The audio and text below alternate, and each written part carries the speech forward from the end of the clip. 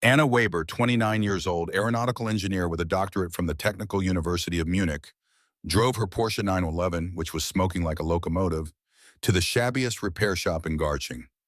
She was desperate. She had to present the prototype of the revolutionary engine that would change the automotive industry in 48 hours.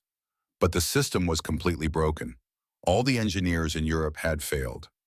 She looked at the mechanic in front of her, Stefan Muller, 31 years old, oil-stained overalls, calloused hands, high school diploma. In desperation, she threw him the challenge that would change both their lives. If you can fix this engine that no engineer has been able to fix, I'll marry you. She laughed sarcastically, thinking it was impossible. Stefan looked her straight in the eye and replied, "It's a deal, doctor." What happened in the next 48 hours proved that genius has nothing to do with academic titles. Munich, September 2024. The Muller and Sons workshop in Garching looked like a car graveyard, but behind this shabby facade lay one of the best-kept secrets in Bavarian mechanics. Stefan Muller, 31 years old, high school graduate, had hands that could talk to engines like others talk to musical instruments. Growing up among wrenches and motor oil in his family's workshop, Stefan had a passion that set him apart from other mechanics. He didn't just repair cars, he understood them in an almost supernatural way. He could hear what was wrong with a noise, see problems that others didn't notice, and had an intuition that went beyond any manual. On that September morning, he was working on a 1975 BMW 2002 when he heard the unmistakable roar of a Porsche 911 Turbo. The engine coughed, spat, and made noises it shouldn't have. Stefan looked up and saw the most beautiful woman he had ever seen get out of the car. She was also the angriest. Anna Weber, 29 years old, was the pride of the Technical University of Munich. She had a degree in aeronautical engineering with honors, a doctorate in advanced propulsion, and 3 international patents. She worked for Pinnacle Motorsports, a startup that was revolutionizing the automotive industry with a new generation of hybrid engines. She wore an impeccable gray suit, heels that sounded like hammer blows on the concrete, a leather bag that cost more than Stefan earned in a month, her blonde hair tied back in a perfect bun, blue eyes sparkling with frustration. Anna explained the situation in an icy tone. This Porsche had contained a prototype engine worth 2 million euros that had been broken for 3 weeks. The best engineers in Europe had failed. Stefan approached and opened the hood, speechless. This was no normal engine. It was a masterpiece of engineering, a hybrid system with technologies he had only seen in trade journals. When Stefan suggested that perhaps the problem was not the complexity of the engine, but how it was being viewed, Anna burst out in sarcastic laughter, a suburban mechanic lecturing educated engineers. Stefan listened to the engine running for 30 seconds, then identified the problem. A 3-millisecond delay in the synchronization between the electrical and thermal parts. Anna was petrified. How could he know that without even looking at the data? Stefan explained that the engine had told him. That was when Anna, exhausted from weeks of failure, issued the challenge that would change everything. If he could fix this engine, she would marry him. Stefan accepted immediately, but on 2 conditions. He would give her 48 hours, and Anna had to stay and help. He needed her brain as much as she needed his hands. Anna looked at the shabby workshop, then at this mechanic who was staring at her with inexplicable confidence. She was crazy to even consider the proposal, but she was also desperate. As she took off her heels and rolled up the sleeves of her suit, Anna didn't know that in those 48 hours she would discover that true intelligence has nothing to do with diplomas hanging on the wall. The first few hours were a disaster of misunderstanding. Anna watched Stefan dismantle the engine with a methodology that seemed chaotic to her, without following any protocols or consulting any plans. He worked on instinct, touching the parts, smelling them, hearing noises she couldn't hear. It was frustrating and fascinating at the same time. Stefan proceeded like a surgeon, guided by experience, not manuals. He explained to Anna that every engine was like an orchestra. Each part had to play its part, and if one was out of tune, it ruined the whole concert. Anna, accustomed to believing only what she could measure, discovered that Stefan could sense when a component was out of sync. As they worked, Anna began to observe Stefan more closely. His hands moved over the components with a confidence she had never seen before. He didn't consult manuals or make calculations, but knew exactly where to intervene. It was like watching a pianist play a complicated piece from memory. The first night, they worked until 4 in the morning. Anna had given up on her suit and was wearing a pair of overalls Stefan had lent her.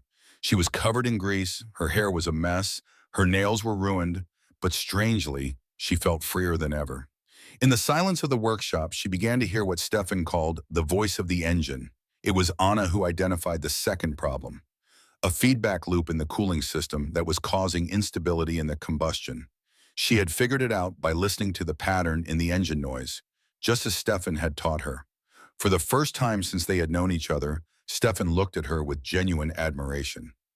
Anna felt proud as she had not felt in years, not because of an academic compliment, but because she had finally understood what Stefan had been trying to teach her, that intelligence is not only in the head, but also in the heart and in the hands. They had found a common language consisting of gestures, glances, and shared intuitions. The second day was completely different. Anna and Stefan had found a perfect rhythm. She calculated, he felt, she theorized, he experimented. Together they were stronger than any individual engineer. Anna understood that Stefan was not just a simple mechanic, but had a deep knowledge of engines that went beyond manuals.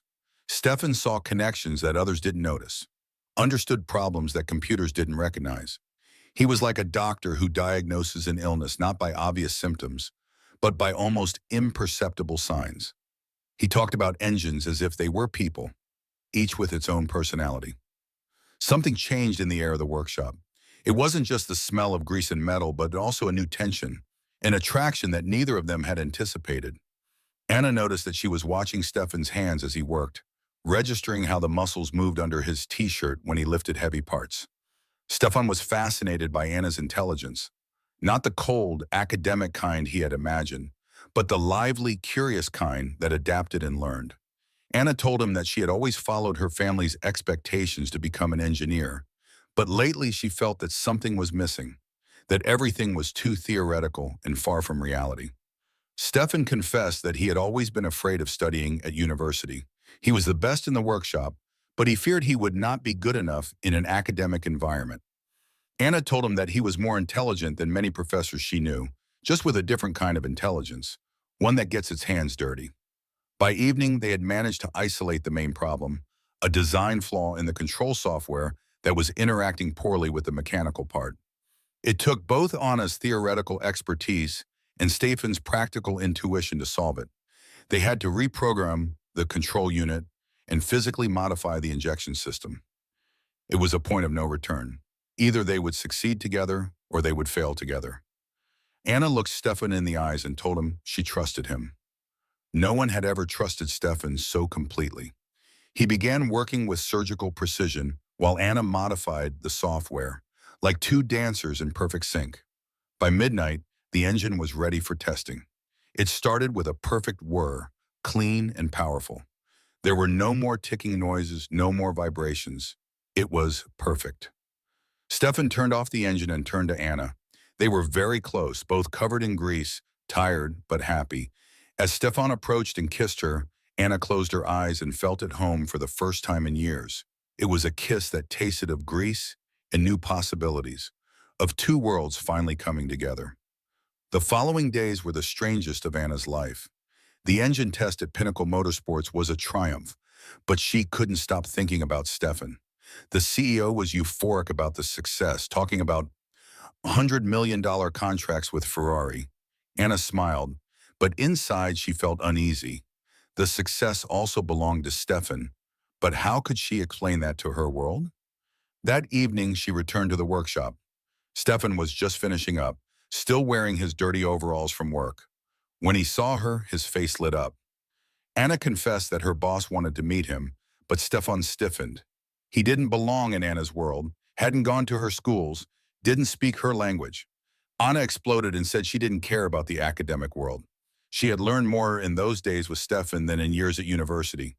The difference between him and her colleagues was simple. They knew everything but understood nothing. He knew nothing but understood everything. Anna had a revolutionary idea, to create an activity together that combined theory and practice. Stefan had the resources to experiment. She had his intuition. When Stefan hesitated because of the family workshop, Anna suggested that she would move there. They would open a laboratory together where they would repair and design engines. The decision shook both families. Anna's engineer parents were desperate, throwing everything away for a mechanic. Stefan's father was worried. This girl was too good for him. She would only make him suffer. But Anna and Stefan had something stronger than social prejudices. Love and the certainty that they were better together than apart. They saw themselves fighting against two worlds that didn't want to mix. Anna's colleagues thought she was crazy. Stefan's friends thought he was dreaming too big. But they had discovered that differences can be a source of strength, that true love doesn't look at titles, but at the heart. One evening, holding Stefan's hand under the lights of the workshop that had become their home, Anna made the final decision. They didn't care what others said. They would become business partners and life partners, combining their talents to create something unique in the world. 6 months after that first magical night in the workshop, Anna and Stefan had transformed Muller and Sons into something no one had ever seen before. Precision Dreams was a perfect blend of traditional workshop and advanced engineering, where the latest computers existed alongside worn-out wrenches. Anna had left Pinnacle Motorsports despite millions in offers. Colleagues said she was crazy, that she had thrown away a brilliant career on a whim, but Anna had never been happier in her life. Stefan had accepted her investment to modernize the workshop and create an environment where computer-aided diagnostic tools worked alongside Grandpa's old workbenches.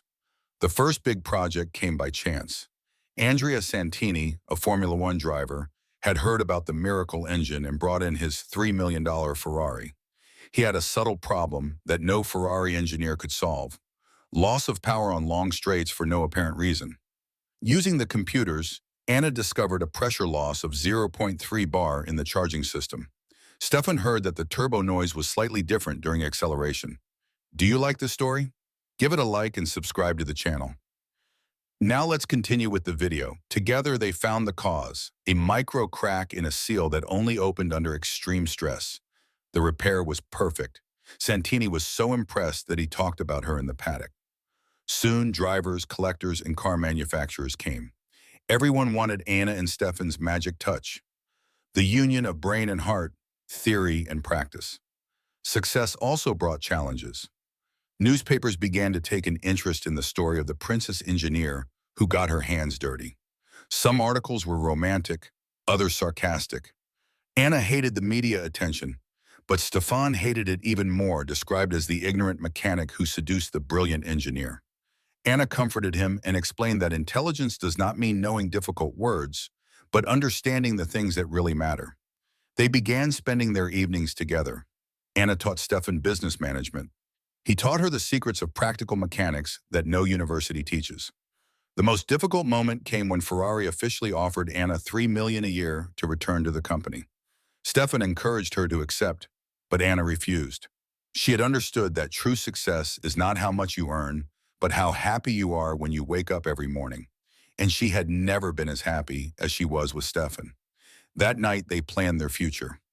One day, they would open a school where engineers and mechanics would learn from each other, where theory and practice would come together to create miracles.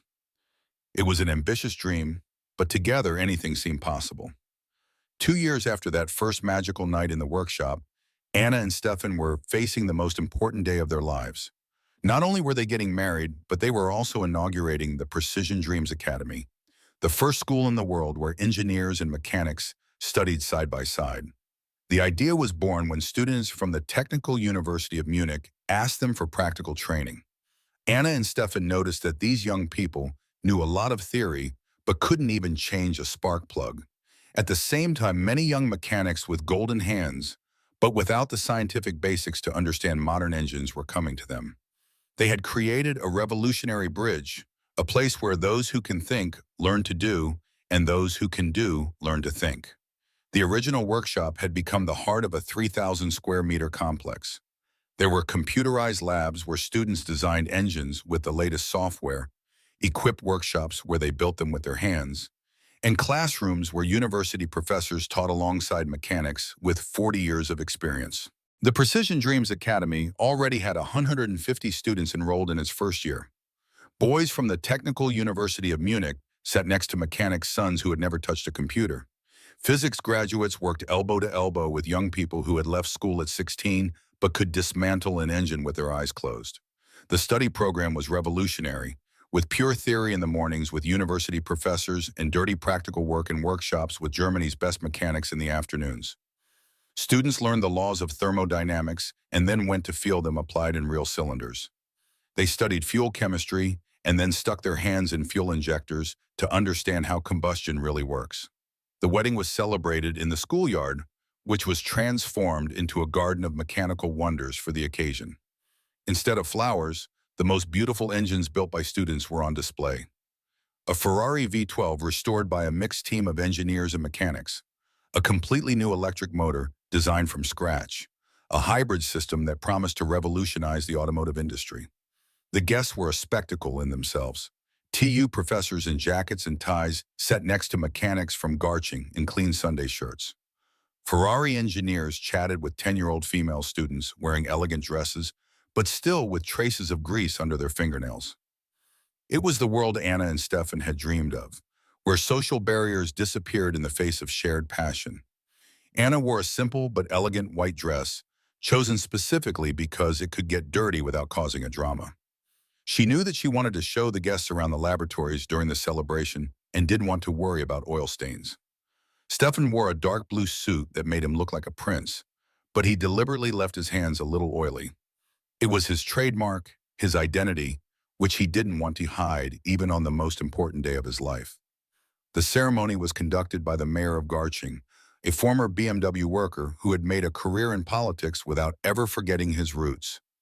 He spoke of two people who had proven that the most beautiful love arises when prejudices are overcome and differences are discovered to be riches, not obstacles. The most moving moment was when Hans Stefan's father stood up to give his speech. 82 years old, a life spent among engines, his voice hoarse from half a century of breathing exhaust fumes. He confessed that he had repeated the same sentence to his son his entire life. Better to have dirty hands than your head in the clouds.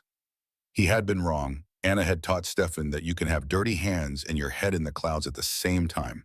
What's more, he had understood that miracles happen when practical experience meets theoretical vision, when old wisdom combines with modern innovation. Anna's father, engineer Klaus Weber, admitted that he had made the opposite mistake. For years, he had thought his daughter was wasting her talent on a sentimental whim. Instead, he had understood that Anna was not wasting her genius, but multiplying it. Shared talent becomes innovation. Shared intelligence becomes revolution. During the celebration, guests visited the school laboratories in small groups. They were speechless at the sight of 20-year-old students working on projects that seemed to come straight out of science fiction. One group was developing a hydrogen-powered engine that could be mass-produced. Another team had designed an energy recovery system that increased car efficiency by 40%. The most fascinating laboratory was the one where impossible engines were being studied. These were projects that car manufacturers had abandoned because they were too complex or too expensive. The Precision Dream students made them possible, combining mechanical intuition and engineering calculations in ways that no one had ever attempted before. The biggest surprise came when the cake was cut. Andrea Santini, the Formula One driver who had been their first major customer, stood up with an announcement that left everyone speechless. Ferrari had decided to finance the opening of a second school branch in Stuttgart, in the heart of the German automotive cluster. But that wasn't all. Mercedes, BMW, Audi, and Porsche also wanted to partner with the Precision Dreams Academy. The idea of combining theory and practice, of bringing brilliant minds and experienced hands together, had conquered the entire German motor world. Anna and Stefan would become consultants for the entire German automotive sector. The offer was extraordinary. Unlimited resources, state-of-the-art laboratories, the opportunity to train a new generation of talent that would revolutionize the global automotive industry. Anna and Stefan looked into each other's eyes and saw the same dream reflected there. They were really going to change the world. As the celebrations continued late into the night, Anna and Stefan retired to their old laboratory, where it had all begun. The walls were the same, but now they were covered with photos. Their first graduates, the engines they had repaired together, the projects they had completed, the patents they had registered. The first engine they had repaired together was displayed as a relic in a glass case with a plaque telling its story. Stefan remembered Anna's initial joke about the marriage promise, which she now described as the most intelligent thing she had ever said in jest. She had attracted the right man at the right time. 3 months later, the Stuttgart branch opened with 200 students from 27 different countries. Japanese guys studying aerospace engineering worked alongside German mechanics who were experts in diesel engines. American MIT students collaborated with Italian craftsmen who had learned the secrets of engines from their grandfathers. Anna and Stefan divided their time between 3 locations: Munich for basic research, Stuttgart for automotive innovation, and a new branch in Ingolstadt specializing in motorcycles. Every week, they discovered new opportunities, new projects, new ways to unite worlds that had previously ignored each other. Their teaching methodology became famous worldwide. American universities sent delegations to study the Precision Dreams method. Asian car manufacturers offered million-dollar contracts to export the system to Japan and Korea. But Anna and Stefan preferred to grow gradually and ensure that every student really received the complete education they promised. The greatest success came when the first group of students graduated after 3 years. There were 130 young people who left with skills that were unique worldwide. They could design an engine on a computer and build it with their hands, understood combustion theory, and could sense when a cylinder was not working perfectly. Companies were fighting over them: Ferrari, Lamborghini, McLaren, Mercedes, BMW. They all wanted to hire Precision Dreams Academy graduates, but many students chose a different path. They opened their own innovative workshops, founded startups that combined tradition and technology, and achieved what Anna and Stefan called the new generation of craft engineers. A year after their wedding, Anna and Stefan were already considered visionaries who had forever changed the way technical education was thought of. Their model expanded into other sectors. They planned schools where architects and bricklayers would study together, where stylists and tailors would collaborate, where chefs and nutritionists would share laboratories. Every evening before going to bed, Anna looked at the engagement ring Stefan had given her. Not an expensive diamond, but a small, perfectly crafted golden gear wheel symbolizing her philosophy of life. Love, too, Stefan had said when he put it on her finger, needs all its parts in the right place to work. Their apartment above the Munich school was full of projects, drawings, and model engines that the students had given them. Wedding photos hung on the walls, not just theirs, but also those of couples who had met in school, female engineers who had married mechanics, physics students who had found love with experienced carpenters. The Precision Dreams Academy had become more than a school. It was living proof that when social barriers are broken down and different talents are brought together, miracles happen that no one would ever have thought possible. Anna and Stefan had created a world where intelligence had no labels, where a person's value was measured by passion and competence, not by titles or social background. Their love story had become legendary, but for them, it was simply life. Every day they woke up knowing that together they could fix everything that was broken, design everything that was needed, and dream everything that was possible. And the best part was that they inspired thousands of young people to believe that they too could overcome barriers, unite different worlds, and create the future with their hands and hearts. The doctor and the mechanic had proven that when 2 souls fit together perfectly, they can move the whole world. If this story has shown you that true love doesn't look at titles but at the heart, and that differences can be a source of strength, press like with all your passion. Share to show that when 2 worlds collide, miracles happen. Tell us in the comments, do you think Anna did the right thing by giving up everything for love? Do you think Stefan was really inferior to the engineers? Which moment in the story moved you the most? Subscribe to And Now for more incredible stories of love that transcend social barriers, of people who complement each other despite their differences, and of proof that true talent has nothing to do with titles. M.